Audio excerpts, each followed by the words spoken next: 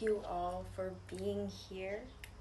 My name is Eve and this is officially my first video on YouTube, so I really appreciate each and every one of you that is here along with me on this journey.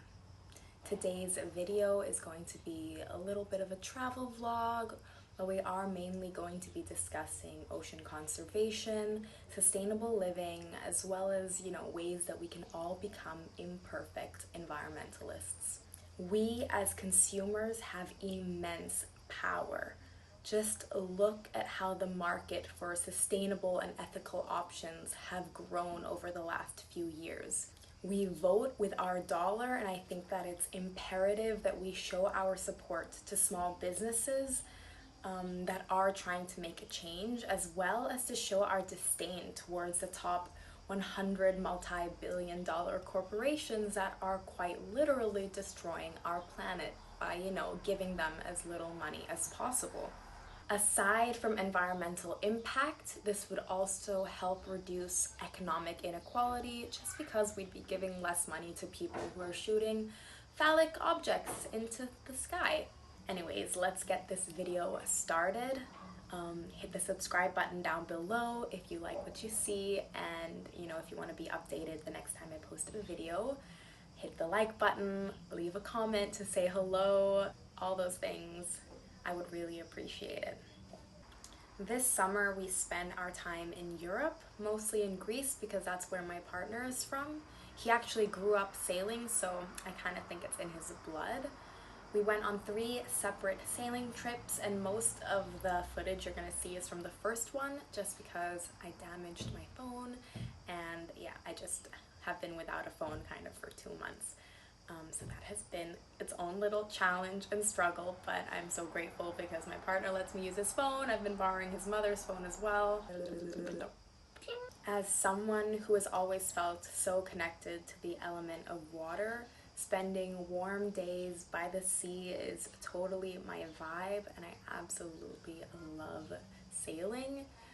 We are planning on getting our own boat in the future.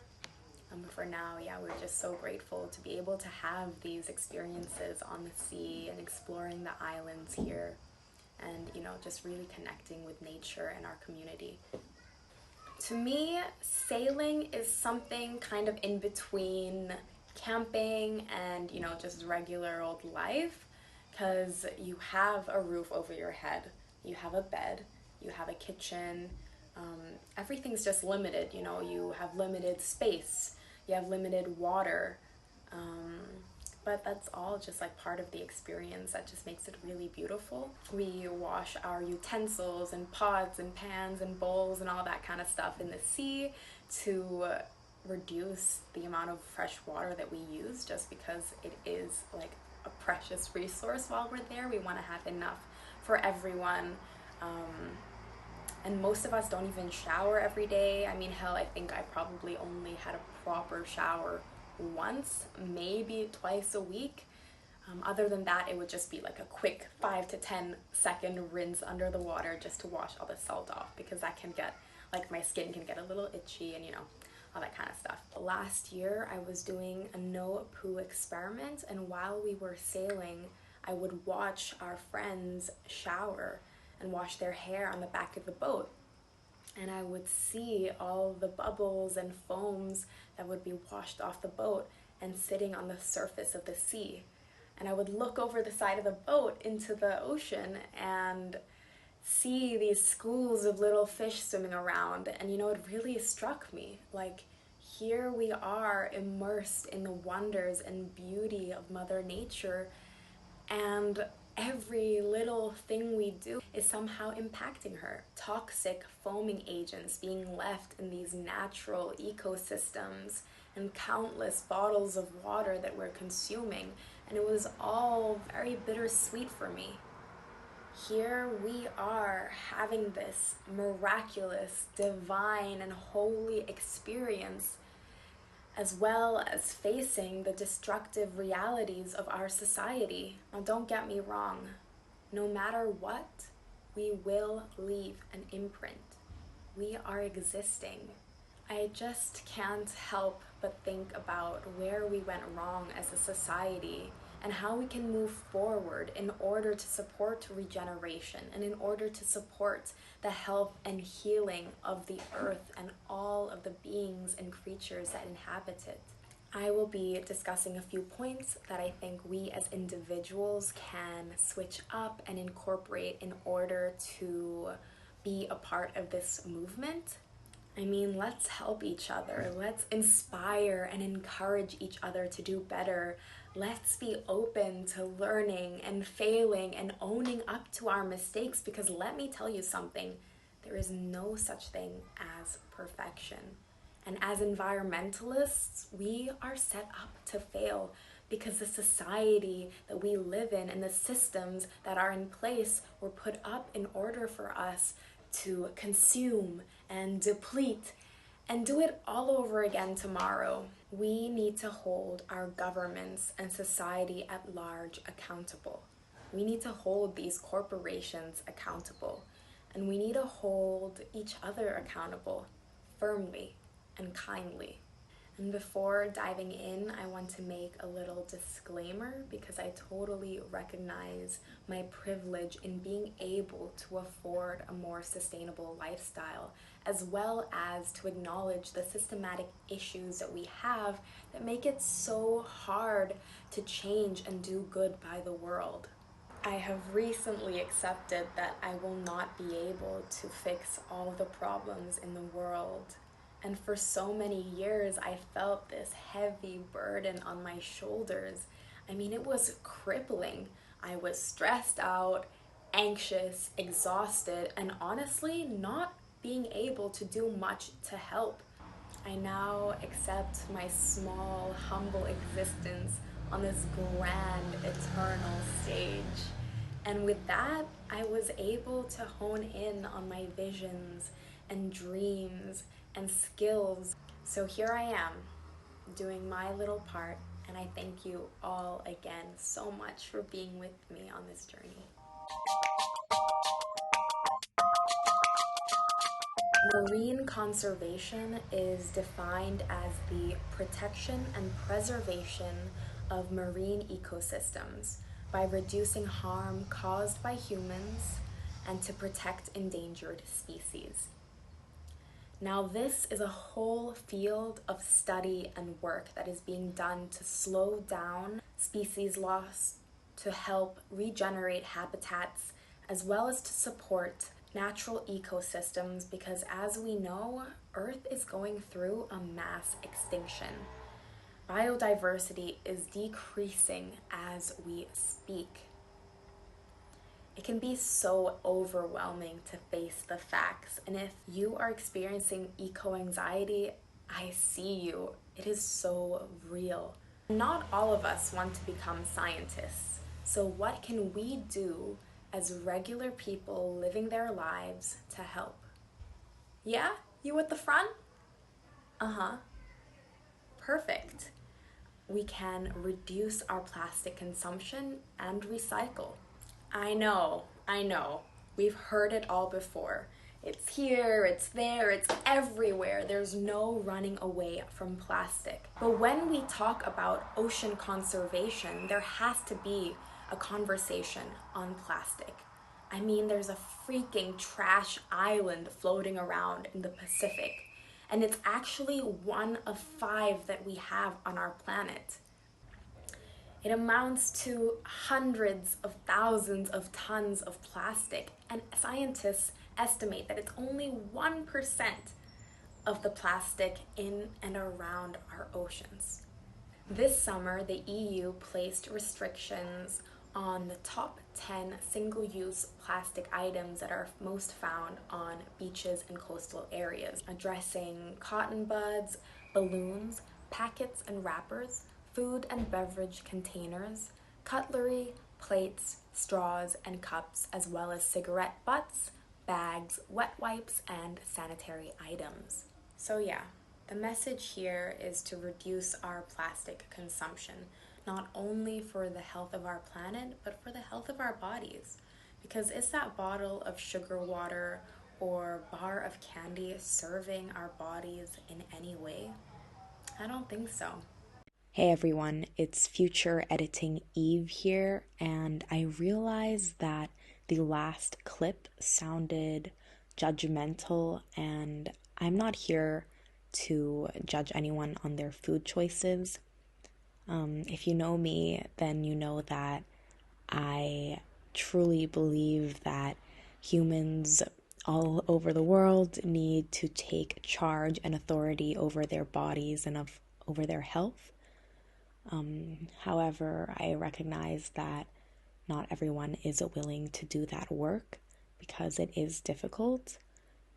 Anyways, I'm also here to own my shit and to be open with all of you because, as you can see from the clip, me trying to be healthy and eat salad doesn't necessarily mean that it's better for the planet, because all the salad that I buy from the supermarket comes pre-packaged in plastic that is not recyclable at the moment.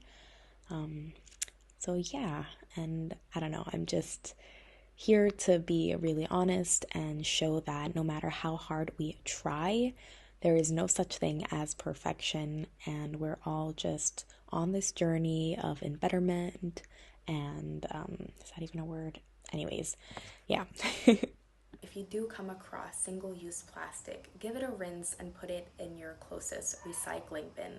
Let's not give our trash the sad fate of being dumped in a landfill somewhere where it will leach toxins into the surrounding ecosystems, or the even sadder fate of floating or sinking into our oceans for the rest of eternity. Another way that I personally reduce my plastic waste is by using zero waste beauty products. For the past 8 months, I have been, or 7 months, I've been using a shampoo, bar, and conditioner from a local Singaporean company. They're called Oasis Beauty Kitchen, and I have to give them a shout out. As I mentioned earlier, I actually spent 18 months doing no poo, and when I finally found products that were natural, plant-based, and zero waste, I just got so excited.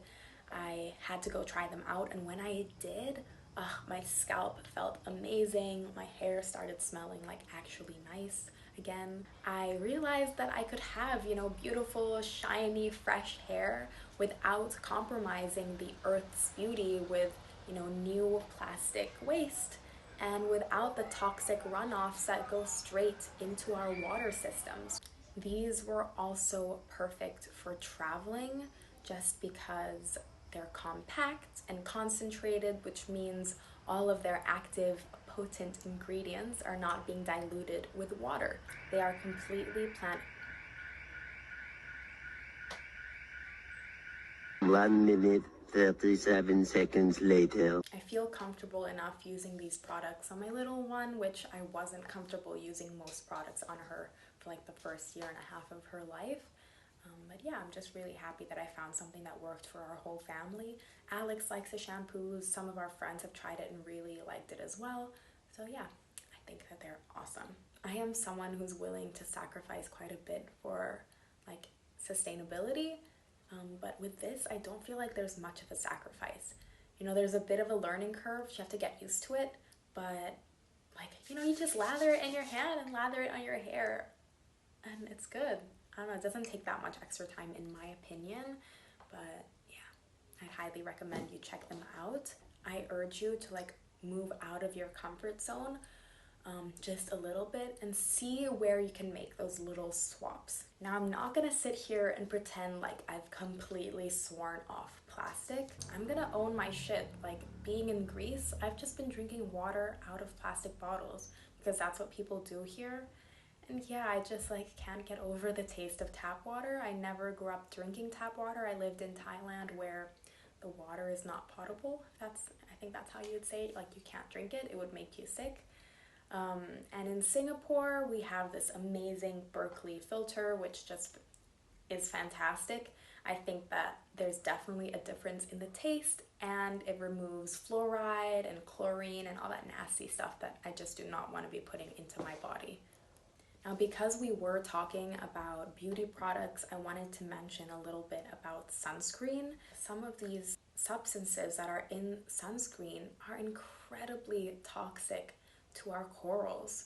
And I don't even know how much sunscreen we use as a, society. Like throughout summer, there were places that we would go to the beach, especially in Athens, because they would be so busy. We would go there and you would look at the water and you could see this like thin layer of substance, this like oily substance, and I'm pretty sure that it's sunscreen. Because you look and you see like kids slathering on sunscreen or parents slathering on sunscreen on their kids, and within a minute they jump in the water, and it's like, no, read the instructions. Like they literally tell you to wait like 15 minutes so that your skin can kind of absorb some of it before you go into the sea. I can't say that that's like the best recommendation, just to wait 10-15 minutes. We need to find sunscreens that do not contain these toxic chemicals. There are sunscreens that are reef safe, and there are also sunscreens that just do like greenwashing and will say something like reef friendly or ocean friendly. We really have to read the ingredients and make sure that it doesn't have these toxic chemicals. My brain is completely blank onto what those are called. I think something like oxy, octo, like these whatever. I'm gonna write them down here somewhere. I'll put it down below just so that we're clear. Currently, I'm not using any safe, like reef safe sunscreens. The whole summer, I've been using sunscreens that we have at our home because there were just so many bottles. I didn't think that it was appropriate to buy something new when we already had stuff at home. That's just my personal views. You could definitely just like throw out all your toxic stuff and then just buy clean beauty products from now on out, but do whatever works for you. Another thing that does affect our ocean's health is global warming.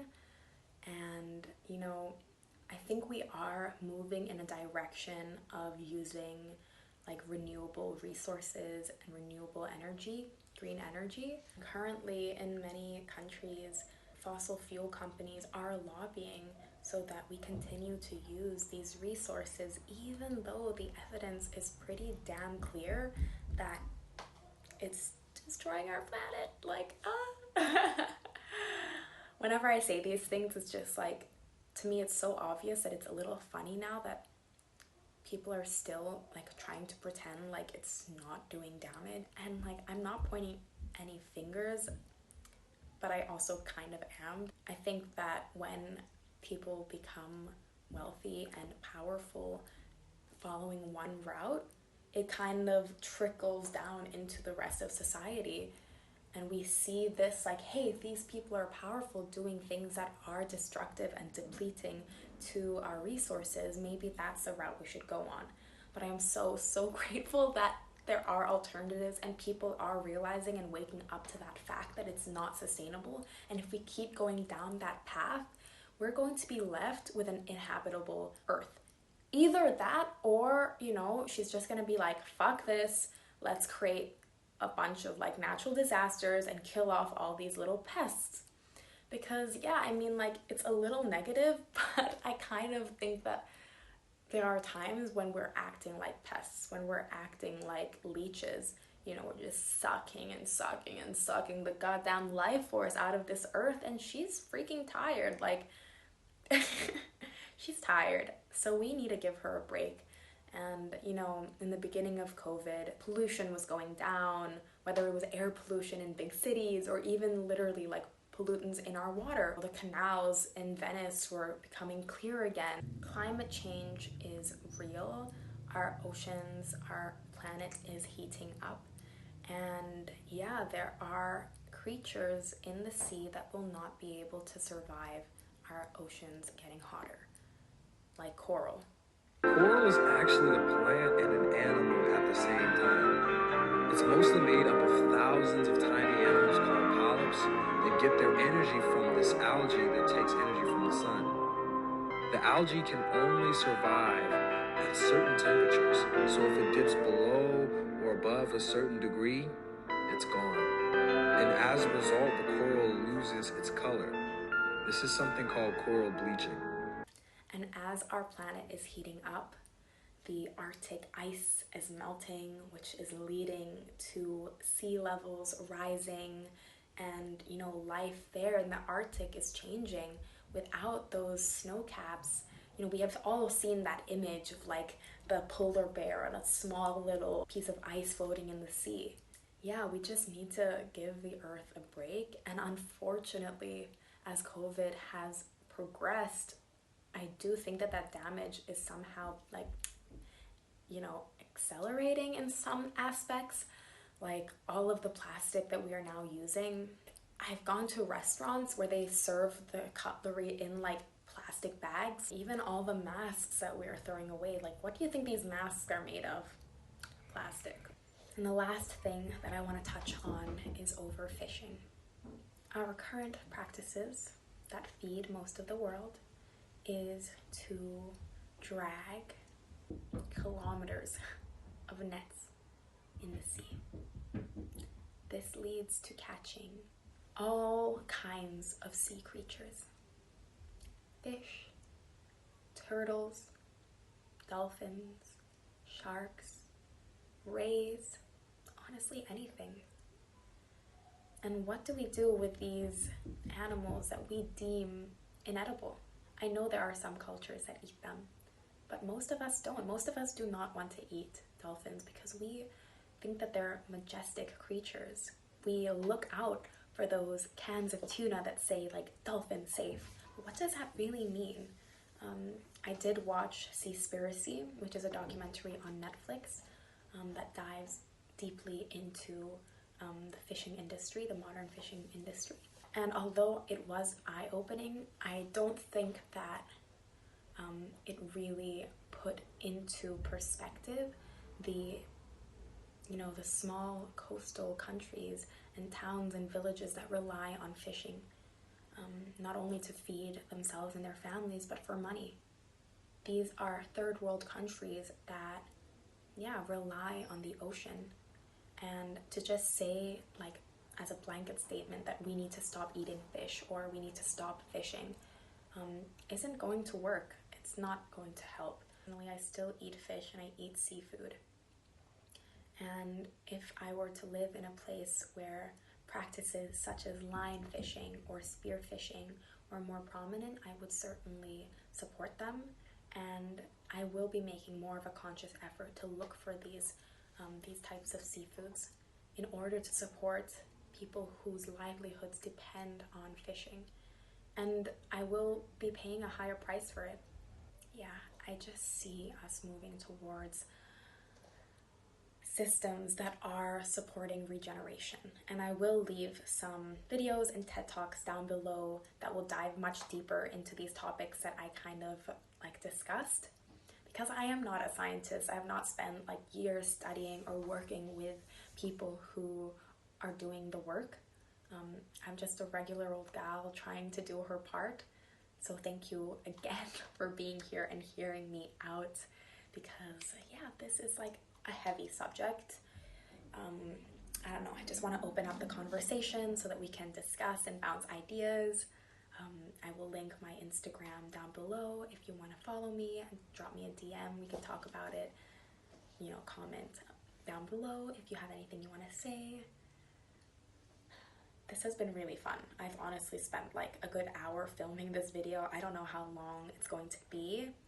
I probably have mumbled and rambled on a bit too much, but it has been really fun for me. Yeah, and I look forward to doing more of these videos. Honestly, I don't know what other videos I'm going to be making, but they'll kind of be, I think a lot of the videos will be focused on sustainability and some other things that are important in my life. 0, 0, 0, 0, 0, 0, 0. Getting so hot in here.